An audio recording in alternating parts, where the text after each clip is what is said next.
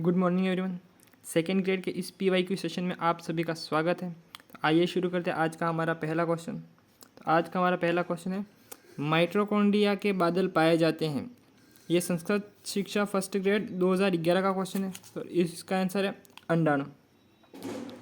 Next question है, कोशिका जो शुक्राणु के मध्य भाग में पाए जाते हैं। तो ये हो जाएगा माइटोकॉन्ड्रिया और सेंट्रियोल। इसकी व्याख्या देख लेते हैं। शुक्राणु के मध्य भाग में माइटोकॉन्ड्रिया और सेंट्रियोल पाए जाते हैं। नेक्स्ट क्वेश्चन है हमारे पास RPSC फर्स्ट ग्रेड 2015 का, मीजोसोम संबंधित नहीं है। पहले मीजोसोम प्रोकैरियोटिक सेल्स में पाए जाते हैं और प्रोकैरियोटिक सेल्स में माइटोकॉन्ड्रिया का कार्य करते हैं। ठीक है, तो इसका कार्य हो जाएगा कोशिका भित्ति का निर्माण करना हो जाएगा, DNA रेप्लिकेशन में होगा और श्वसन में होगा। प्रोटीन संश्लेषण में इसका कोई रोल नहीं है। तो इसका आंसर हो जाएगा तीसरा। आइए इसकी व्याख्या देख लेते हैं। प्रोकैरियोटिक कोशिका में माइटोकॉन्ड्रिया के समान अंगक मीजोसोम पाया जाता है। अंगक यानी कोशिका जो श्वसन से संबंधित है। मीजोसोम्स को प्रोकैरियोटिक कोशिका का माइटोकॉन्ड्रिया कहते हैं। नेक्स्ट क्वेश्चन है, निम्नलिखित में से किस कोशिकांग को अंगक के भीतर अंगक, मतलब कोशिका के अंदर एक कोशिकांग है, उसके अंदर फिर एक कोशिकांग है। तो ये हो जाएगा राइबोसोम। क्योंकि राइबोसोम माइटोकॉन्ड्रिया कोशिकांग है और माइटोकॉन्ड्रिया के अंदर राइबोसोम पाया जाता है, इसलिए हो जाएगा कोशिका के अंदर कोशिकांग। आइए इसकी व्याख्या देख लेते हैं। राइबोसोम को अंगक के भीतर अंगक कहते हैं क्योंकि राइबोसोम माइटोकॉन्ड्रिया और हरित लवक कोशिकांग के मध्य पाया जाता है, के बीच में पाया जाता है। मतलब हरित लवक और माइटोकॉन्ड्रिया में 70S प्रकार के राइबोसोम होते हैं। अब राइबोसोम भी दो प्रकार के होते हैं, 70S और 80S प्रकार के। 70S प्रकार के राइबोसोम देख लेते हैं। 70S प्रकार के राइबोसोम प्रोकैरियोटिक कोशिकाओं तथा यूकैरियोटिक कोशिकाओं में माइटोकॉन्ड्रिया और हरित लवक में पाया जाता है। विशेष तो ये प्रोकैरियोटिक सेल्स में पाया जाता है, परंतु माइटोकॉन्ड्रिया और हरित लवक में यूकैरियोटिक सेल्स के अंदर भी पाया जाता है। ठीक है, 70S राइबोसोम की उपिकाइयाँ दो होती है, 50S और 30S। देख लेते हैं 80S प्रकार का राइबोसोम। यह यूकैरियोटिक कोशिकाओं के कोशिका द्रव में उपस्थित होता है और 80S राइबोसोम की भी दो उपिकाइयाँ होती हैं, 60S और 40S। नेक्स्ट क्वेश्चन है हमारे पास जो कि फर्स्ट ग्रेड 2015 में आया हुआ है। कोशिका चक्र की किस अवस्था में माइटोकॉन्ड्रिया और हरित लवक का गुणन होता है? तो यह होता है G2 में हो जाएगा। ठीक है, कोशिका चक्र का श्रेय हार्वर्ड और पेल्क को जाता है, जिसके अनुसार कोशिका चक्र दो चरणों में पूर्ण होता है, इंटरफेस और मेटोटिक फेस। M फेस मतलब इंटरफेस 3 चरणों में पूरा होता है, G1, S, G2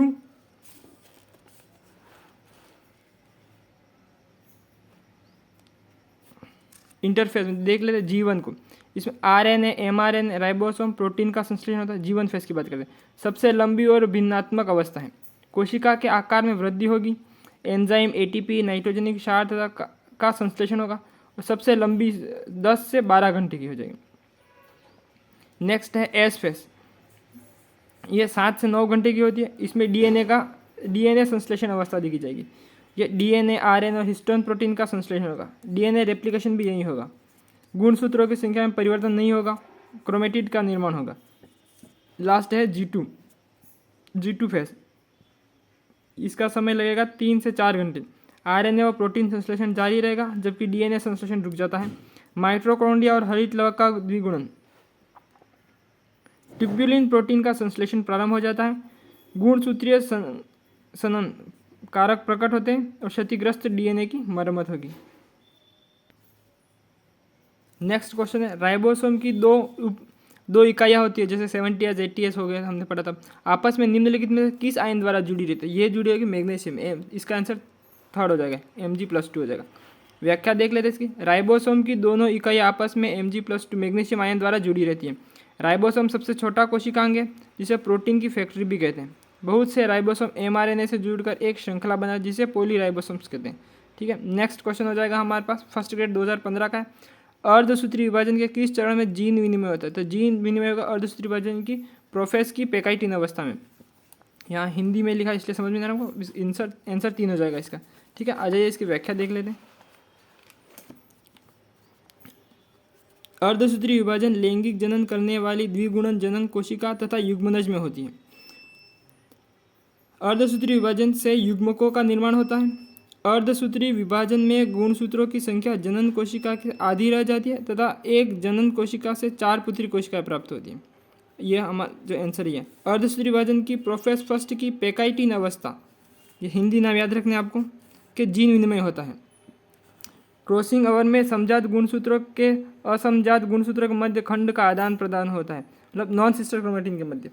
पैकाइटिन अवस्था के प्रमुख लक्षण जीन विनिमय, गुणसूत्रों का संघनन, बाइवेलेंट से टेट्रावेलेंट में परिवर्तन। नोट है हमारे पास एक अर्धसूत्री विभाजन की खोज फॉर्मर और मूरे ने की थी।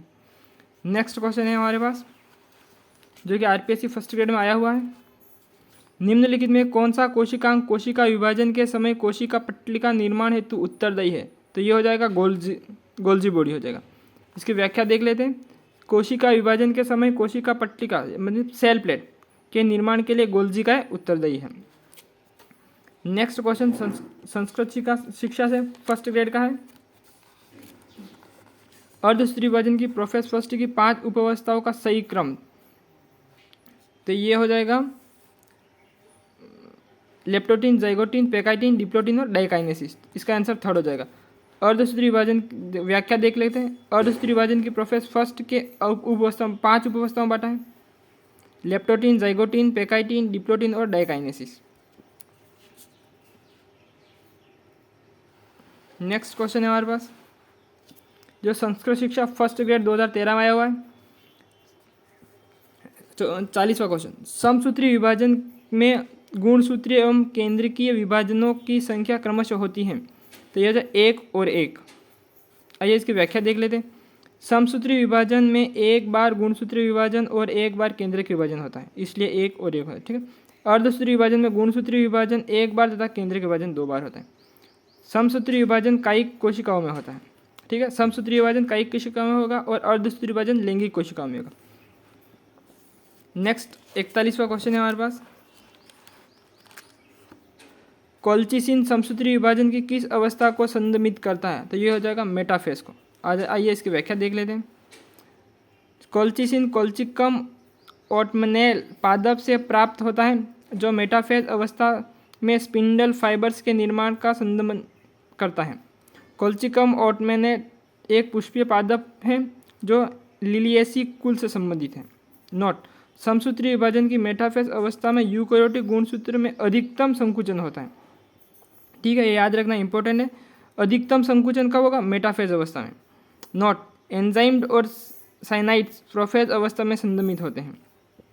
नेक्स्ट क्वेश्चन है हमारे पास क्वेश्चन नंबर 42 जो संस्कृत शिक्षा सेकंड ग्रेड 2018 में आया हुआ है। प्रोफेज की उप अवस्था सूची 1 तथा उसमें पाई जाने वाली संबंधित परिघटनाओं को सम्मिलित कर सही उत्तर का चयन कीजिए। ये हिंदी में लिखा हुआ है इसलिए समझ में नहीं आ रहा है, बाकी इसका आंसर हो जाएगा 4। ठीक है। नेक्स्ट क्वेश्चन, क्रॉसिंग ओवर होता है जीन विनिमय। हम आगे अभी देख के आए, ये होता है समसूत्री विभाजन के असहसूत्रों के मध्य। इसका आंसर थर्ड हो जाएगा। इसके बाद हम पीछे देख के फिर देख ले। चलो, जीन विनिमय अर्धसूत्री विभाजन की प्रोफेस फर्स्ट की उप अवस्था पैकाइटिन में होता है। जीन विनिमय समजात गुणसूत्र के असमजात अर्ध गुणसूत्रों के मध्य खंडों का आदान प्रदान होता है। नेक्स्ट क्वेश्चन है हमारे पास।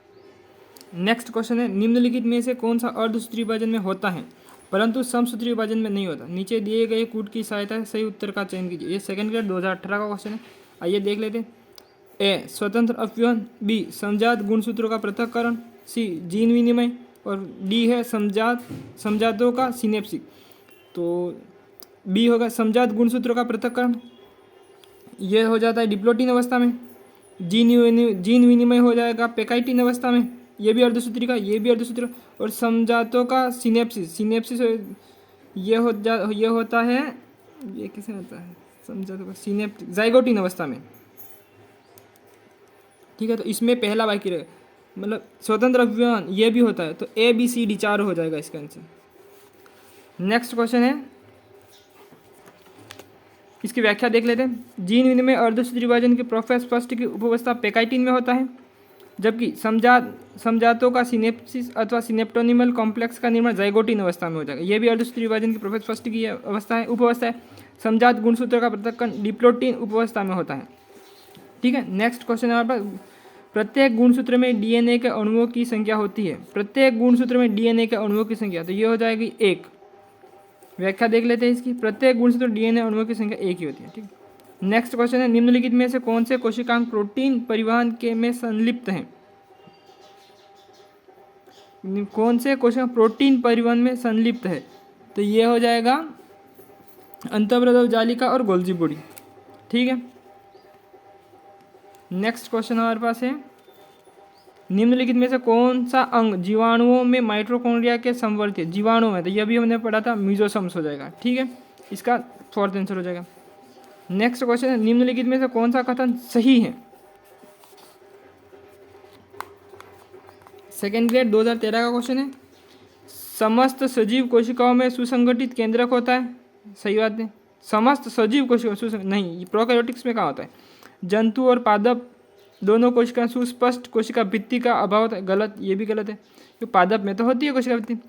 थर्ड है मतलब प्रोकैरियोटिक्स जीवों में कलायुक्त कोशिकांगों का अभाव होता है। हाँ, ये सही है।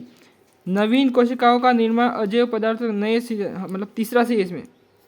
ठीक है, नेक्स्ट इसकी व्याख्या देख लेते हैं। यूकैरियोटिक कोशिका में सुसंगठित केंद्रक पाया जाता है, जबकि प्रोकैरियोटिक्स में सुसंगठित केंद्रक अनुपस्थित होता है।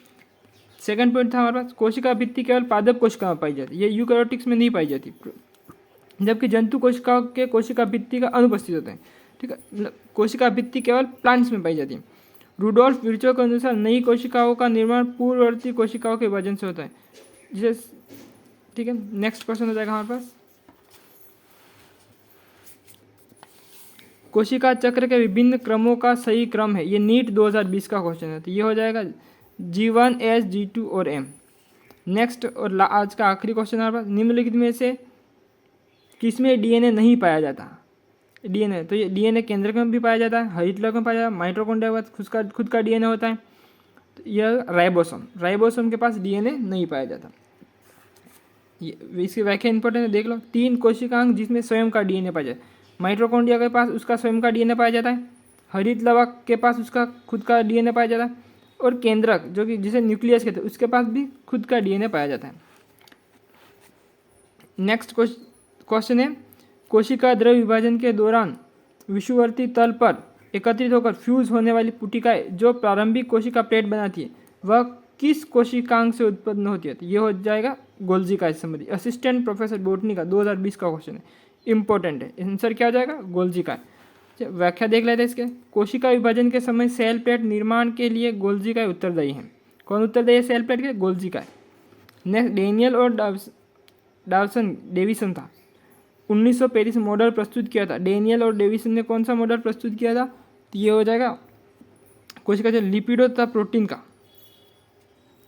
क्योंकि डेनियल डेविसन का डीएनए आरएनए से कोई संबंध ही नहीं है, माइटोकॉन्ड्रिया से कोशिका झिल्ली का ही था। इसका आंसर हो जाएगा थर्ड। नेक्स्ट क्वेश्चन है हमारे पास 53 पादपों में क्लोरोप्लास्ट संबंधित है, तो ये हो जाएगा प्रकाश संश्लेषण संबंध। असिस्टेंट प्रोफेसर बोटनी 2021 का क्वेश्चन है, इंपॉर्टेंट, एक बार रिपीट कर लेते फिर। पादपों में क्लोरोप्लास्ट संबंधित है, तो ये हो जाएगा प्रकाश श्वसन से संबंधित। ठीक है, इसकी व्याख्या देखो। प्रकाश के श्वसन से निम्न 3 कोशिकांग संबंधित है। प्रकाशिक श्वसन से 3 कोशिकांग संबंधित कौन कौन सा हो जाएगा? माइटोकॉन्ड्रिया, हरितलवक और पेरोक्सिसोम। याद रखना, ये इंपॉर्टेंट है। नेक्स्ट क्वेश्चन समसूत्री विभाजन की किस प्रावस्था में यूकैरियोटिक गुणसूत्र में संकुचन अधिकतम होता है? ये हम पीछे देख गए हैं, ये मध्यावस्था मतलब मेटाफेज अवस्था में। ठीक है, व्याख्या देख लेते हैं इसकी। मध्यावस्था में यूकैरियोटिक गुणसूत्र में अधिकतम संकुचन होता है। मेटाफेज अवस्था में गुणसूत्र सेंट्रोमियर सहित मेटाफेज प्लेट पर व्यवस्थित हो जाते हैं। मेटाफेज अवस्था में केंद्रक झिल्ली पूर्णतः लुप्त हो जाती है। गुणसूत्रों की आकारिकी मतलब मॉर्फोलॉजी के अध्ययन की सबसे अच्छी अवस्था भी कौन सी मानी जाती है? मेटाफेज अवस्था। तो आकारिकी के लिए मेटाफेज अवस्था। मेटाफेज अवस्था में तर्कु तंतुओं का निर्माण पूर्ण हो जाता है। नेक्स्ट क्वेश्चन है हमारे पास 55 निम्नलिखित में से कौन सा एक झिल्लीदार अंगक नहीं है? झिल्ली नहीं है मतलब इसमें, ये हो जाएगा राइबोसोम, क्योंकि राइबोसोम के पास कोई झिल्ली नहीं होती। व्याख्या देख लेते फिर भी एक बार। राइबोसोम और सेंट्रोसोम दोनों झिल्लियाँ रहित कोशिकांग हैं। माइटोकॉन्ड्रिया और न्यूक्लियस दोहरी झिल्ली से युक्त कोशिकांग। दोहरी झिल्ली युक्त कोशिकांग पूछेगा तो माइटोकॉन्ड्रिया और न्यूक्लियस हो जाएगा। Lysosome, endoplasmic reticulum, Golgi body और सूक्ष्म एकल झिल्ली युक्त कोशिकांग है, याद रखना है। AORO 2022 का क्वेश्चन है नेक्स्ट हमारे पास। कोशिका में गुणसूत्र अधिकतम स्पाइरलाइजेशन की स्थिति में होते हैं और भूमध्य रेखीय क्षेत्र के साथ रखे जाते हैं। समसूत्री विभाजन की किस अवधि का वर्णन किया गया है? तो ये किया गया मेटाफेज अवस्था का। ठीक है, मेटाफेज अवस्था में मेटाफेज प्लेट पर स्थित हो जाएंगे और इसमें भूमध्य रेखीय क्षेत्र के साथ का है, तो इसका आंसर थर्ड हो जाएगा। ठीक है, आइए इसकी व्याख्या देख लेते हैं। और आपको वीडियो अच्छा लगे प्लीज़ सब्सक्राइब करें, लाइक करें। आइए इसकी व्याख्या देख लेते हैं। एनाफेज अवस्था की परिघटना, सेंट्रोमियर के मध्य से अलग होने पर दोनों क्रोमेटिन पृथक हो जाते हैं। प्रतिकर्षण बल के कारण दोनों क्रोमेटिड्स विपरीत ध्रुवों की ओर गति करेंगे। गुणसूत्रों की आकारिकी का सबसे अच्छा अध्ययन एनाफेज किया जाता है, एनाफेज अवस्था में किया जाता है। गुणसूत्रों की विभिन्न आकृतियाँ होती है, जो 4 प्रकार के होते हैं, V, J, I, L और I। स्पष्ट एनाफेज अवस्था में होती है। सेंट्रोमियर मध्य रेखा की ओर मुख किए हुए होते हैं। नेक्स्ट क्वेश्चन है AORO 2022 का। ये भी DNA प्रतिकृति कोशिका चक्र के किस चरण के दौरान होती है? तो ये हो जाएगा एस, संश्लेषण फेज वाला, तो एस फेज पहला आंसर हो जाएगा। प्रमुख घटनाएं कौन सी? इसमें DNA रेप्लिकेशन होगा, DNA RNA हिस्टोन प्रोटीन और नॉन हिस्टोन प्रोटीन का संश्लेषण होगा, क्रोमेटिड्स का निर्माण होगा, DNA संश्लेषण अवस्था शुरू हो जाएगी और तारक केंद्रों का द्विगुणन होगा। नेक्स्ट क्वेश्चन है हरित लवक का DNA होता है। ठीक है, तो ये होगा केंद्रीय के DNA के समान, एकल रेखीय रज्जु के समान, दोहरी वृत्ताकार रज्जु के समान या एकल वृत्ताकार, तो ये हो जाएगा दोहरी वृत्ताकार रज्जु के समान। नेक्स्ट क्वेश्चन है हमारे पास फर्स्ट ग्रेड 2022 का क्वेश्चन है। अर्धसूत्री विभाजन के दौरान द्विसंयोजक का निर्माण किस अवस्था में होता है? द्विसंयोजक का निर्माण किस होता है? ये हो जाएगा जाइगोटीन अवस्था में। आइए व्याख्या देख लेते हैं। गुणसूत्र विभाजन की प्रोफेस की उपावस्था जाइगोटीन में द्विसंयोजन बाइवेलेंट का निर्माण होता है। जाइगोटीन की प्रमुख परिघटनाएं कौन कौन सी? समजात गुणसूत्रों द्वारा युग्म बनाना, गुणसूत्र के युग्मकों के बीच सिनेप्टोनिमल कॉम्प्लेक्स का निर्माण करना, सिनेप्सिस की प्रक्रिया प्रारंभ हो जाती है और युग्मित गुणसूत्र बाइवेलेंट बनाते हैं। ठीक है, आज का हमारा आखिरी क्वेश्चन। पहले पार्ट में हम 30 क्वेश्चन देख चुके थे और इस पार्ट में ये आखिरी 60 हो जाएंगे, मतलब 30 क्वेश्चन दोनों पार्ट में हो जाएंगे। और अच्छा लगे तो प्लीज़ सब्सक्राइब करें और हमें मोटिवेशन दे। द्विगुणित जीव में क्रॉसिंग ओवर किसके लिए जिम्मेदार हैं? तो ये हो जाएगा पुनर्संयोजन के लिए। ठीक है, ये आखिरी क्वेश्चन था, इसकी व्याख्या देख लेते हैं। अर्धसूत्री विभाजन की प्रोफेस्पस्टिक उपअवस्था पेकाइटिन में क्रॉसिंग ओवर की परिघटना होती है। इसमें समजात गुणसूत्र के असमजात गुणसूत्रों के मध्य खंडों का आदान प्रदान होता है। क्रॉसिंग ओवर पुनर्संयोजन के लिए उत्तरदायी है। धन्यवाद, आपने हमारे इस वीडियो को यहाँ तक देखा। प्लीज़ अगर यहाँ तक देखा है तो लाइक करें, सब्सक्राइब करें और अपने दोस्तों के साथ शेयर करें। धन्यवाद। इस बुक में जितने भी प्रीवियस ईयर क्वेश्चन हैं बायो के, वो हम सारे आपको हमारे इस यूट्यूब चैनल के माध्यम से प्रोवाइड कराएंगे। धन्यवाद।